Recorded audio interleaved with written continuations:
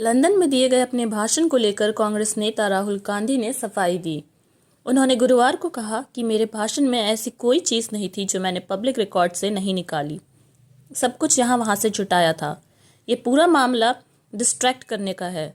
दरअसल प्रधानमंत्री अडानी के मुद्दे से डरे हुए हैं। वो बताएं कि अडानी से उनका क्या रिश्ता है।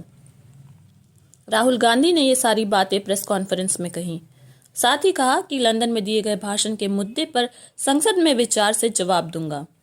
मैं सांसद हूं और संसद मेरा मंच है। राहुल ने कहा कि अडानी को श्रीलंका, बांग्लादेश और ऑस्ट्रेलिया में ठेके मिल रहे हैं। प्रधानमंत्री जी और ऑस्ट्रेलिया के पीएम के बीच क्या बात हुई, पीएम ने उसका क्या जवाब दिया, ये सब नहीं बताया। मैं लोकसभा का सदस्य हूं।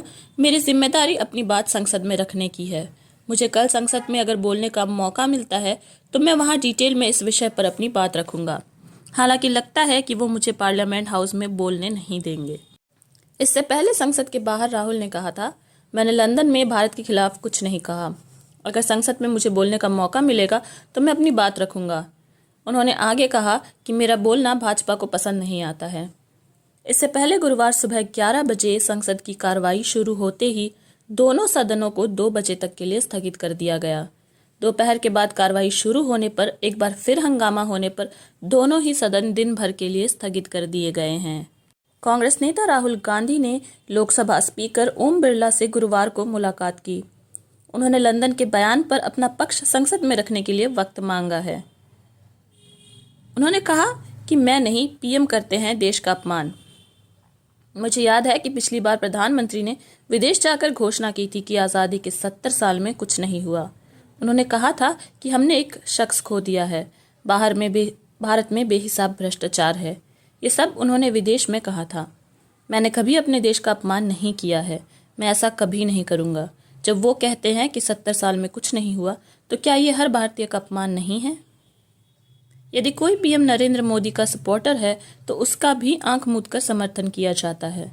इसका उल्टा जो लोग उन पर या उनकी सरकार पर सवाल उठाते हैं उन पर हमला किया जाता है। कुछ ऐसा ही ब्रिटिश ब्रॉडकास्ट कॉरपोरेशन बीबीसी के साथ हुआ है। बीबीसी ने गुजरात दंगों पर डॉक्यूमेंट्री बनाई और मोदी सरकार ने विवाद पैदा कर दिया। इसे एक प्रोपेगेंडा बताया।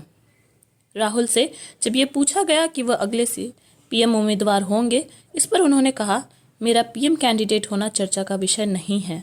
विपक्ष का सेंट्रल आइडिया भाजपा और आरएसएस को हराना है। राहुल ने कहा कि अमेरिका सहित दुनिया के लोकतांत्रिक देश ये नोटिस करने में विफल रहे हैं कि भारत का लोकतंत्र खतरे में है। भारत में हम भाजपा और आरएसएस के खिलाफ लड़ रहे हैं। इन दोनों ने देश में सभी सरकारी संस्थाओं पर कब्जा कर रखा है। यूके में संस्थाएं स्वतंत्र हैं और 2 पार्टियां आपस में लड़ती हैं, लेकिन भारत में विपक्ष बीजेपी आरएसएस के साथ साथ सरकारी संस्थाओं से भी लड़ रहा है।